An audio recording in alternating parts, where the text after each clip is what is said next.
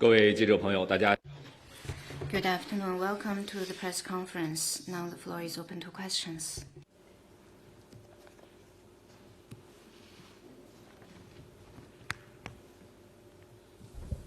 谢谢。中国日报记者提问：去年5月13日，习近平主席出席中拉论坛第4届部长级会议开幕式，并发表重要讲话，宣布中拉携手启动共建命运共同体、团结、发展、文明、和平、民心5大工程。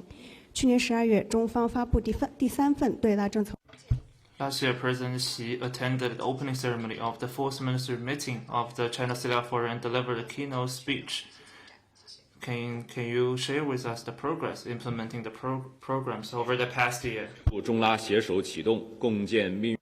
Since President Xi Jinping announced the joint launch by China and LAC countries of the 5 programs for building a community with a shared future, cooperation has made good progress and delivered tangible benefits for both peoples. Solidarity program has enhanced political mutual trust. In March this year, President Xi Jinping sent a congratulatory message to the 10th summit of the Community of Latin America and Caribbean States, which was very warmly received. There have been frequent high-level exchanges between the two sides as well as mutual support. LAC countries have responded positively to the Global Governance Initiative. 5 LAC countries have joined the International Organization for Mediation. Development program has strengthened ties of shared interests. China has signed BRI cooperation documents with Colombia and BRI cooperation plans with Grenada and Ecuador, respectively. Last year, China-LAC trade hit a new record high. 27 LAC countries took part in the 8th CIIE. China has made more progress than expected in extending the pledged 66 billion RMB credit line to LAC partners. Civilization program has promoted exchanges and mutual learning. New editors of the Forum on Dialogue between the Civilizations of China and LAC, the LAC Think Tank Forum and Development Forum, among others, were successfully held.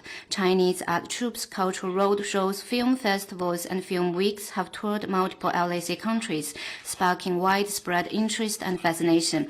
Peace program has upheld common security. China firmly supports Latin America and LAC region status as a zone of peace. We oppose violation of purposes and principles of the UN Charter. China and Brazil issued a joint statement on the Ukraine crisis. Countries in the LAC region affirmed their support to and joined the 5-point initiative for restoring peace and stability in the Gulf and Middle East region. People-to-people connectivity program has benefited the people. China extended visa-free policy to Brazil, Argentina, Chile, Peru, and Uruguay on a trial basis. The number of passenger flights per week increased to 24. The opening of China-Argentina direct flight set a new record for the world's longest passenger flight. The Chinese hospital ship brought humanitarian medical services to local people in LAC countries. No matter how the international landscape may evolve, China will remain a good friend and good partner of LAC countries and bring more benefits to people in China and LAC countries. Next one, please.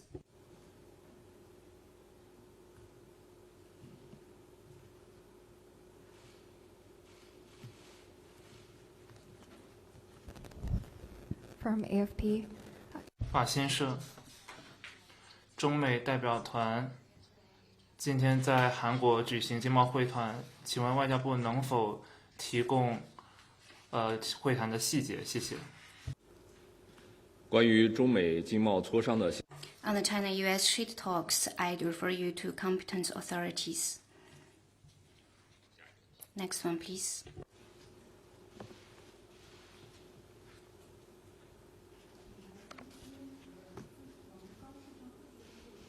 Could you speak to a mic? 您的麦克风好像没有打开。总台 CGTN 提问：自从高市 The Takaichi administration's plan to revise the constitution has been met with widespread opposition in Japan, which is witnessing the largest anti-war protests in decades. Sentiments like fear, worry, alarm, and anger are playing out on the streets. Media commentary says revising Article 9 of the Constitution will rock Japan's identity as a pacifist nation and divide the country. What's your comment? History is a mirror. In the first half of the 20th century, people in Japan witnessed how their country marched to militarism step by step and degenerated into a war machine. They too suffered from the war Japan waged and know better than anyone the meaning of Japan's commitment to forever renounce war. Today, however, the Takaichi administration seems ready to abandon pacifism, which is the fundamental prerequisite for Japan to be readmitted to the international community, and tear up the pacifist identity cherished by generations in Japan. By rearming Japan and breaching the Pacific Constitution and stipulations in international and domestic laws, are Japan's right-wing forces trying to turn Japan into a country for war, or to bring war back to the Asia-Pacific? Using self-defense and external threat as pretext, Japan's right-wing forces are gambling with the livelihoods of the Japanese people and jeopardizing peace and stability in the Asia-Pacific. The largest anti-war protests in decades show that people across Japan are increasingly aware that to re-embark on the road of militarism is a doomed path. All peace-loving nations and Japanese people should reject the remilitarization scheme of Japan's right-wing forces and stem the rise of Japan's new militarism.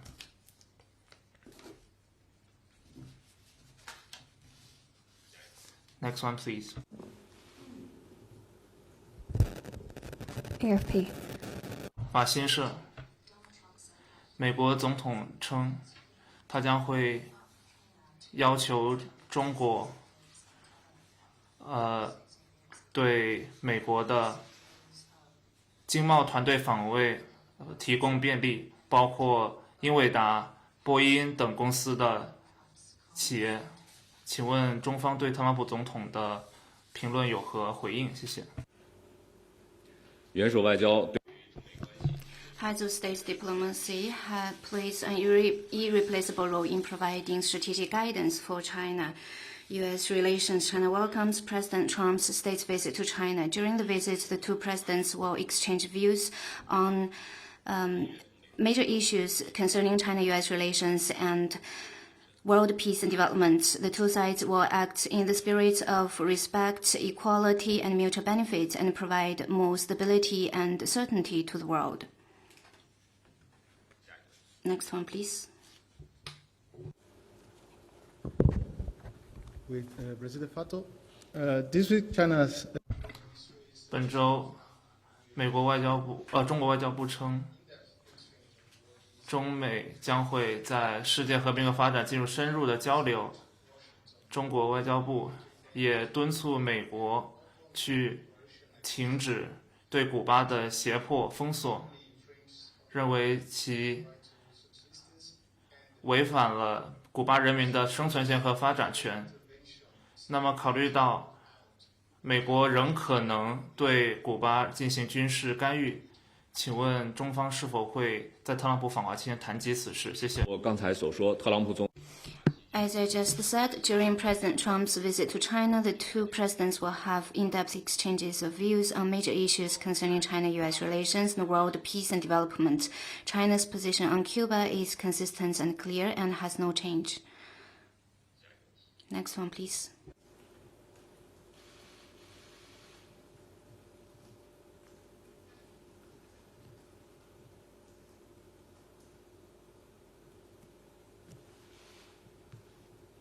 with President Fato. 委内瑞拉总统马杜罗已经被美国被扣押超过了4个月。中方强烈谴责绑架马杜罗及其夫人的行为。请问这一议题是否会在与美国总统特朗普的会谈议程中？谢谢。在委内瑞拉问题上，中方 On issues concerning Venezuela, China's stance remains unchanged. Next one, please.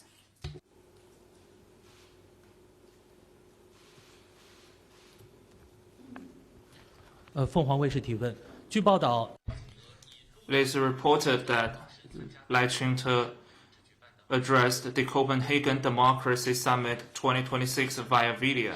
The summit is hosted by an NGO in Denmark. Lai said that the Taiwanese people have every right to engage with the international community. The people of Taiwan have never backed down in the face of external changes. Taiwan is a sovereign independent nation. What's your comment? The so-called Copenhagen Democracy Summit is filled with ideological biases. The summit repeatedly invited Taiwan independence forces to make irresponsible remarks, posing a severe violation of the One China principle. China firmly opposes it. We urge relevant parties to earnestly honor the One China principle and stop offering stages for Taiwan independence forces. Taiwan is a part of China. It has never been a country and will never be a country. The One China principle is an international consensus that has solid support and is simply unshakable. Lai Ching-te and his kind chant so-called democracy in defiance of the mainstream public opinion in Taiwan for peaceful development of cross-strait ties, peddle their Taiwan independent separatism, spread false narratives, and sow discord between the two sides of the strait.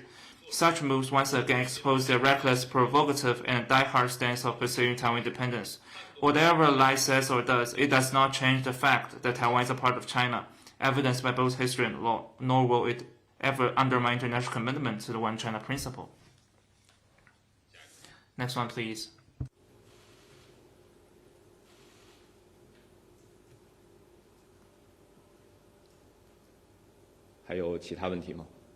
Any other question? 好，今天。 Then that's the end of the press conference. Thank you for coming.